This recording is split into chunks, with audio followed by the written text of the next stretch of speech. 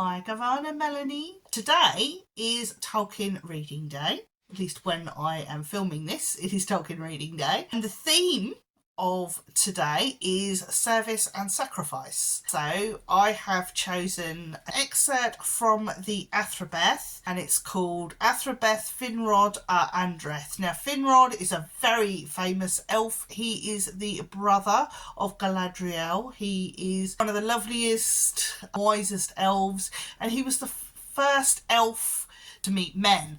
There's a lovely story around that too. Finrod has this conversation with this wise woman called Andreth. Now Andreth, incidentally, is the great aunt of Beren, who eventually meets Luthien, and we all know where that goes. So you might find this conversation rather interesting when you sort of know the background of Andreth and who she is related to. If you don't know about Beren and Luthien, go bloomin' read it. That's all I can say. It is an amazing story and it just blows you away. Athrabeth, Finrod Andreth. She is staying round at Kinsman's house and he's also visiting, and they have this philosophical conversation about Morgoth putting malice into the world and the differences between elves and men, and how although they're alike, there's a huge gulf between them because one is immortal and one isn't.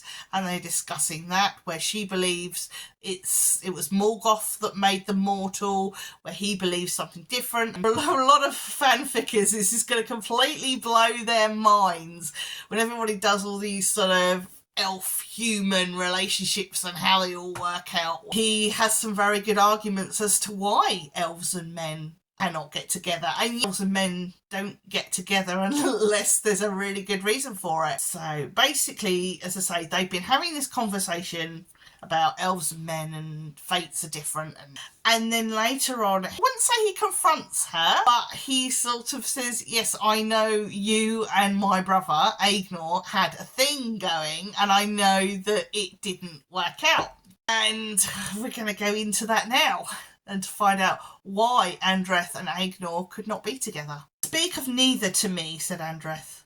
I desire neither. I was young, and I looked on his flame, and now I am old and lost. And he was young, and his flame leaped towards me, but he turned away, and he is young still. Do candles pity moths, or moths candles, when the wind blows them out? Said Finrod. Ananeth, I tell you thee, Achenar, the sharp flame, loved thee. For thy sake he will never take the hand of any bride of his own kindred, but live alone to the end, remembering the morning in the hills of Dorthonion. But too soon in the north wind his flame will go out. Foresight is given to the Eldar in many things, not far off, though seldom of joy. And I say to thee, thou shalt live long in order of your kind, and he will go forth before, and thee and he will not wish to return. Then Andreth stood up and stretched her hands to the fire. Then why did he turn away? Why leave me while I still had a few good years to spend? Alas, said Finrod, I fear the truth will not satisfy thee.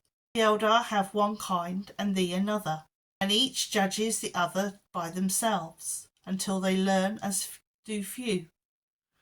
This is time of war, Andreth, and in such days the elves do not wed or bear child, but prepare for death or for flight. Nor has no trust, nor have I in this siege of Angband, that it will last long. And then what will become of this land?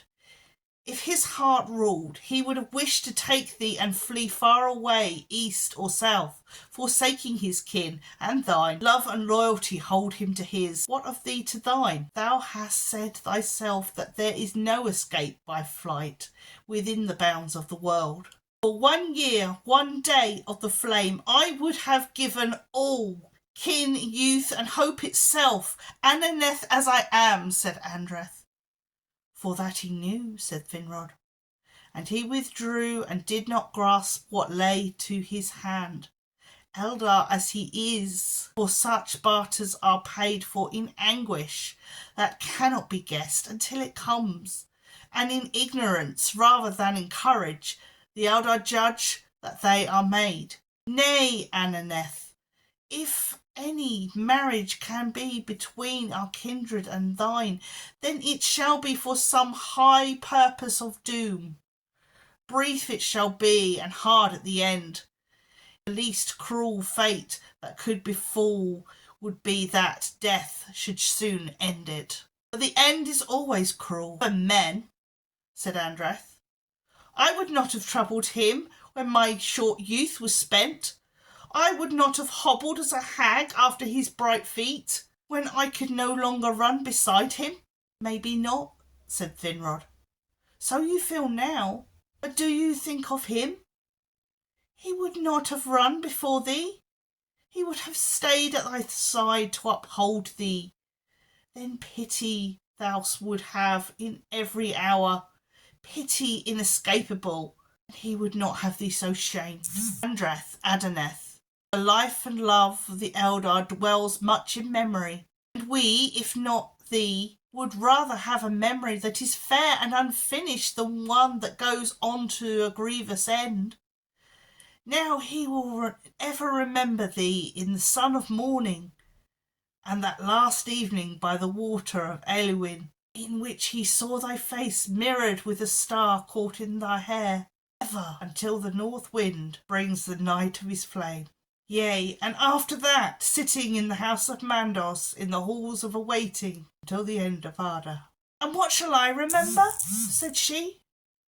When will I go? To what halls will I come? To a darkness in which even memory of the sharp flame shall be quenched? Even the memory of rejection, that at least. Finrod sighed and stood up.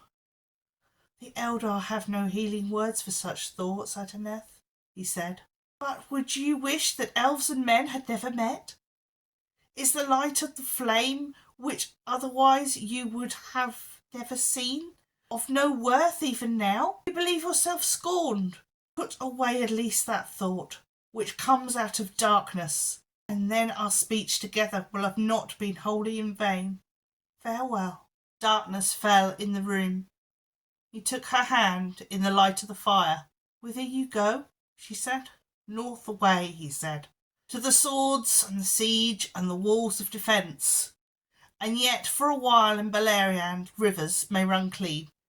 Leaves spring, and birds build their nests ere night comes. Will he be there, bright and tall, and the wind in his hair? Tell him, be not reckless, not to seek danger beyond need.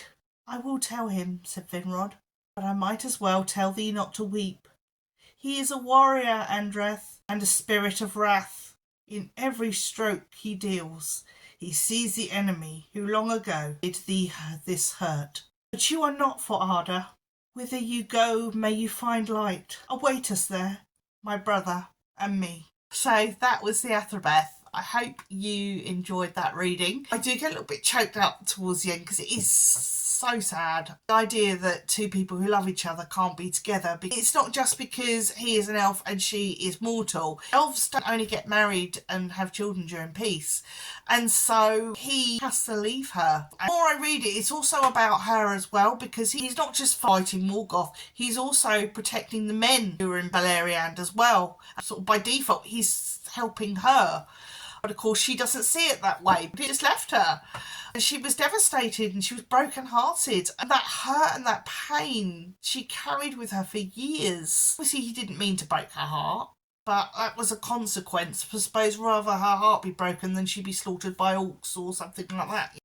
I did do a bit of research and I found that this part of the story takes place about 45 years before Andreth and Aegnor die. And that at the moment he is slain, that Andreth dies in a sleep. So one can only hope that maybe somewhere in the universe they found each other. Because other to that, you've got to think that Andreth went to wherever she went, and Aegnor was stuck in the halls of Mandos because he doesn't want to live in a world without her. It's just a really beautiful but sad piece. So yeah, service and sacrifice. I've done it, hopefully, with lots and lots of takes and lots of tears.